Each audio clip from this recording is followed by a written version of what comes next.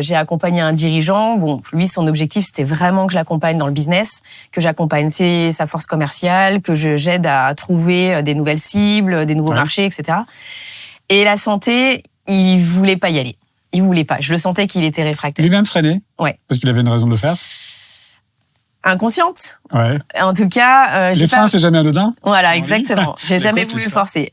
Par contre, le jour où on a déjeuné sur le pouce dans la cuisine de l'entreprise et qu'il avait un sandwich, il m'a regardé et m'a dit « Ouais, je sais, je mange un sandwich, c'est nul. Ah. » Et donc là, c'était génial parce qu'en fait, après, on a pu échanger sur le sujet et comment tu t'organises et voilà. Donc, c'était là-dessus. Après, il y a eu l'activité sportive aussi. On en a parlé parce qu'on fait du RPM tous les deux. Donc, RPM, tu nous précises ? RPM, c'est du vélo en salle où on est ultra à fond.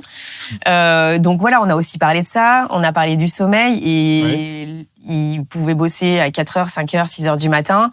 Moi, à un moment donné aussi, un jour, je me suis réveillée, je lui ai envoyé un message à 5h du mat. Il me dit « Ah bah toi aussi, t'as les problèmes de sommeil ». Je fais « Bah ça m'arrive aussi, je suis entrepreneuse, enfin je veux dire, je suis dirigeante d'entreprise, donc forcément, à un moment donné, j'ai des trucs qui arrivent. Mais après, voilà, sur le sommeil, on a parlé de l'heure du coucher, d'éviter les écrans avant d'aller dormir. Mais c'était dans une discussion. C'était pas formalisé.